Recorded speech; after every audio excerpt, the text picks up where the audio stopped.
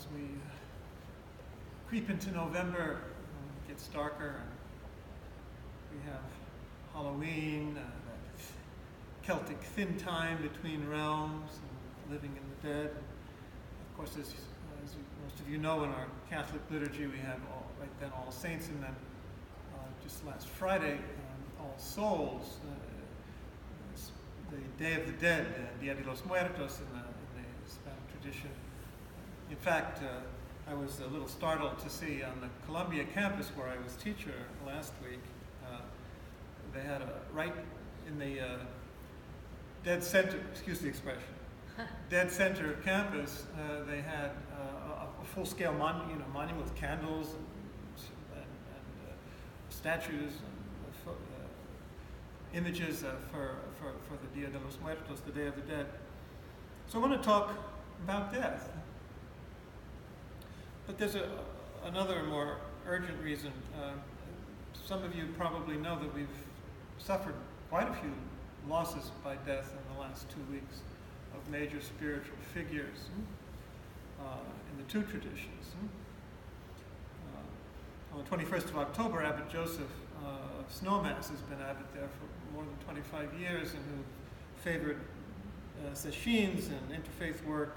He died of cancer at the age of 77.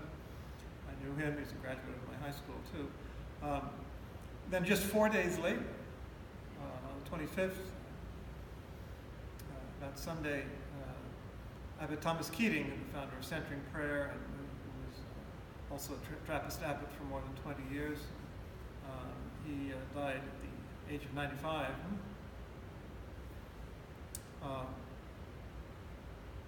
But last Sunday, while I was up in doing session in Providence, just this past Sunday, Roshi Bernie Glassman passed away after having suffered a stroke a year or two ago. As most of you know, Bernie Glassman is my Dharma grandfather. He was the teacher of my teacher, Roshi Kennedy. We traveled to India together. I knew him.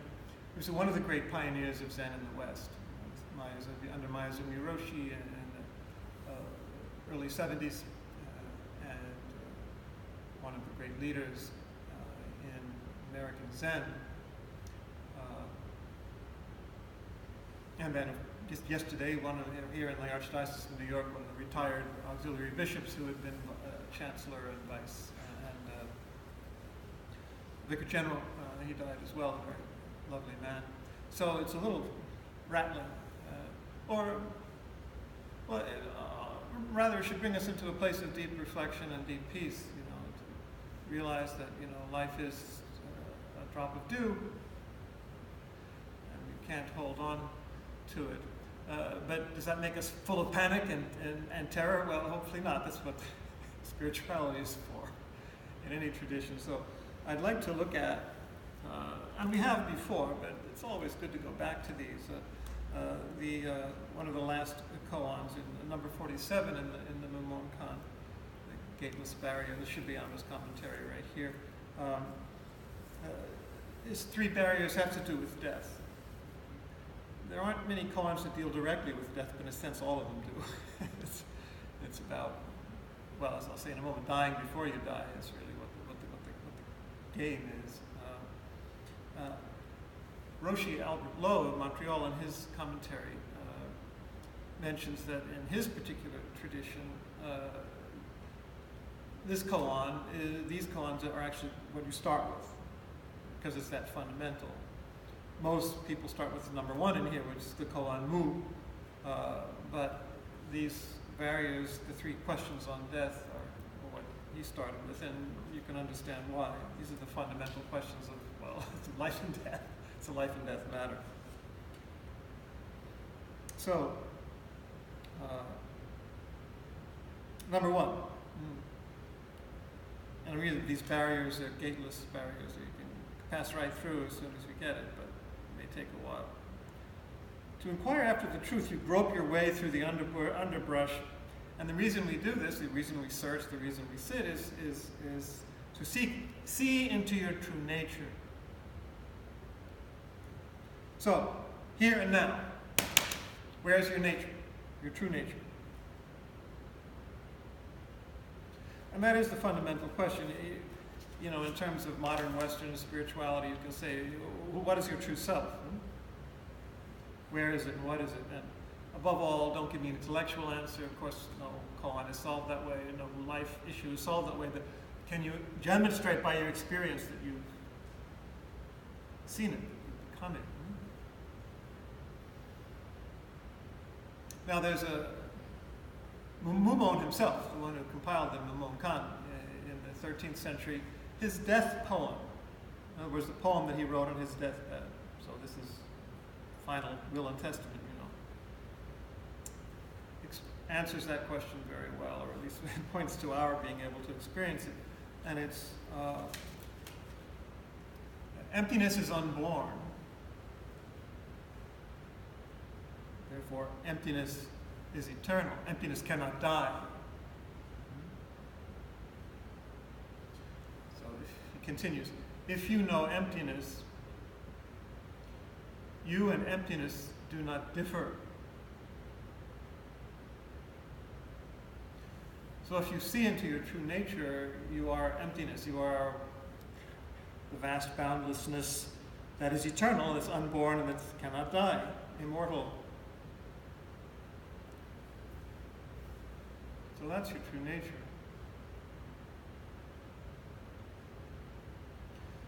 And that's very reassuring if you can experience it and realize that. It's unborn and therefore cannot die. We'll come back to that in a minute. But it echoes very much what Eckhart Tolle says in his book, The Power of Now. He has a very beautiful couple of pages on conscious death and on dying and what dying represents towards the end of the book, and his last couple of lines are especially telling, especially challenging. He says, death is an illusion.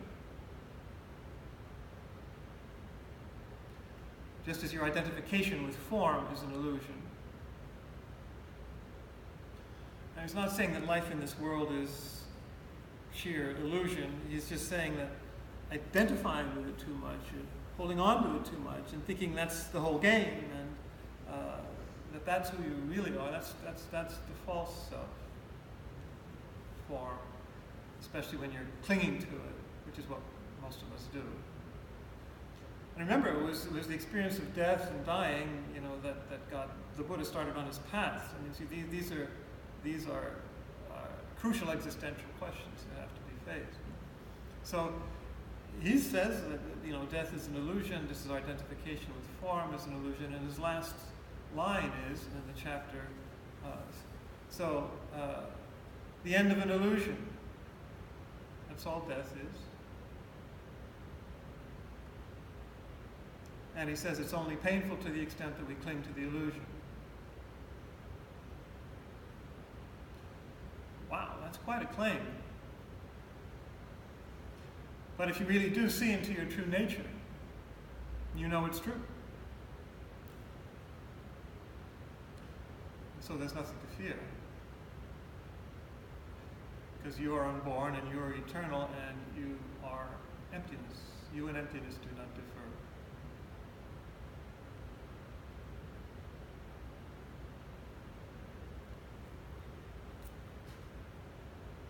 Number 2,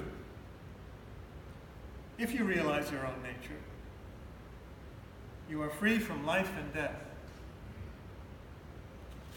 free from all concern about the distinctions, categories. We're the one that label all these things.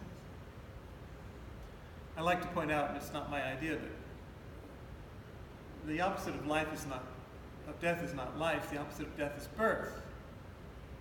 Remember you said emptiness is unborn. Whatever is born dies. So we're born and we die, but life includes all that. Life is above and beyond all that. So you don't lose your life. You lose a certain form, literally, of life, but not life. You don't lose. You can't, because you're it. So if you realize your own nature, you certainly are free from life and death. So, he says, when your eyes are closed for the last time, how can you be free from life and death? Well, that's how, as we was just saying, when you realize that those are opposites. As Shibayama says on this barrier. To be free from life and death is to be free from the dualistic restrictions of life and death, of the contrast and concepts and duality. In other words, one now lives with absolute freedom because for him life and death are at once no life and no death. But not what we think. Nothing is what we think, which is liberating and challenging at the same time.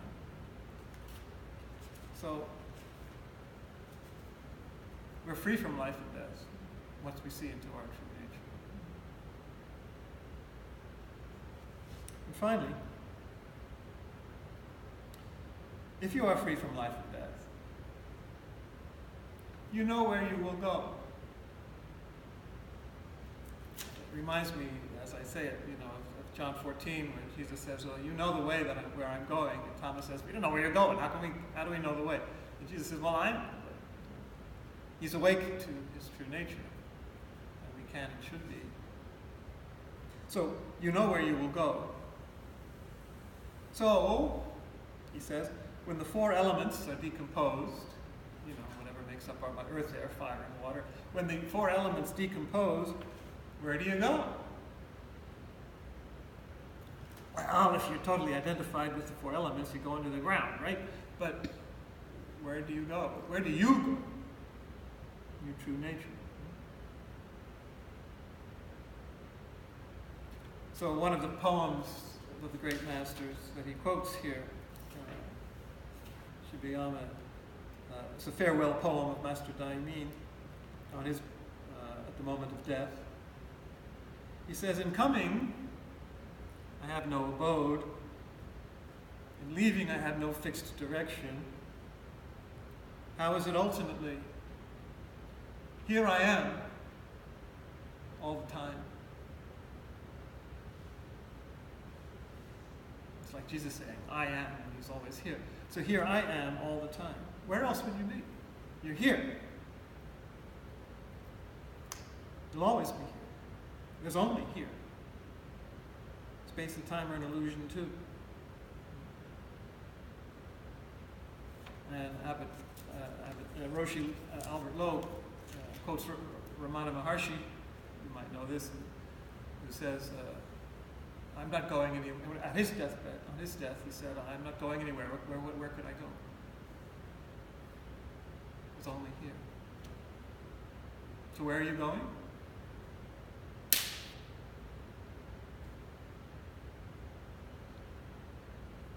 Which is consoling when you think about our dead loved ones. Where are they? Where'd they go? They're here. They're here. So are you. Hopefully.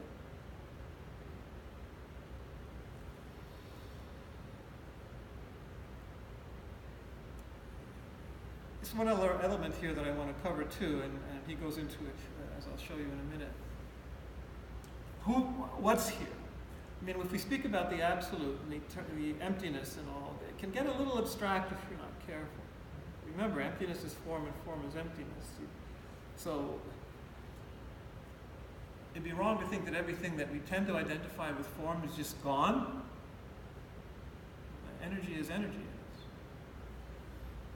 And this is where, the resurrection of the body and all that kind of stuff comes in. This is not just a Christian idea, as I'll show you right now. Shibayama quotes an early master who said, the corpse is here, so where is the man? Truly I know the spirit is not in this bag of skin. Well, yes and no. You're separating the bag of skin and spirit, and you're making these dualities and distinctions again of life and death. So Master Bay, he says, disapproved of this poem as a heretical view that recognized spirit apart from flesh and body apart from spirit. And his own commentary reads, "The corpse as it is the man. The spirit is the bag of skin. The bag of skin is the spirit. Emptiness is form and form is emptiness." Well, how does this work exactly? Because we see the corpse going to the ground or be burned up. I mean, so there is a mystery here of how all this does participate and what it ultimately comes to. And interesting to see some of the tributes to Bernie Glassman that some Buddhist teachers have been writing, and a lot of them, refer to him, as continuing his adventure, going on beyond. So, in the Tibetan Book of the Dead, we have, all this interesting cosmology and intuition about it. But a few paragraphs before, in Eckhart Tolle, on that same chapter, he says, the certain elements of our personality, that they're not going to last. Paul Nitter says the same thing in his reflections about death and resurrection. But he says whatever is real will last. Nothing real can be lost.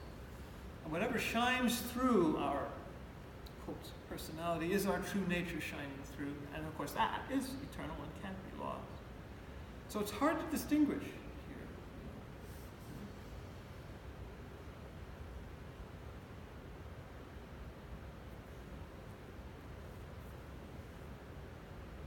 The Meditations on the Tarot,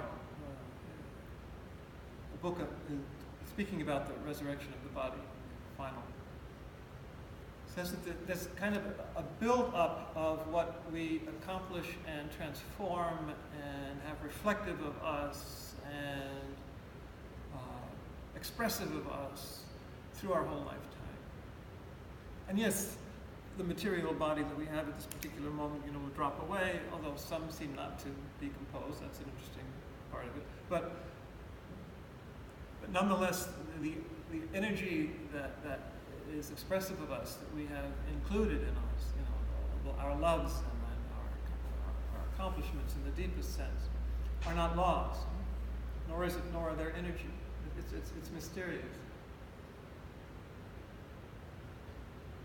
So for that author, it's built up over lifetimes.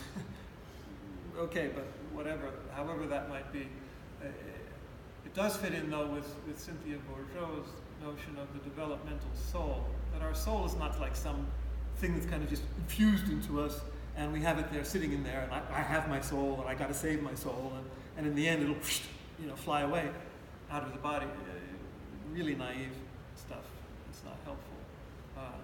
But she has this notion that our soul is really our whole being, our whole life, that reaches fulfillment and its full expression beyond soul and body and soul and spirit and all these distinctions that are intellectual, that are conceptual, and as we just heard from Shibayama. There's somehow a fulfillment there of a full expression on every level of energy, on every level of being, that also is eternal, because all energy is eternal. Astrophysics, on whatever level. So it's very, very interesting.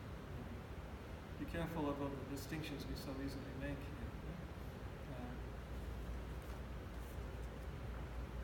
In her book on the law of three,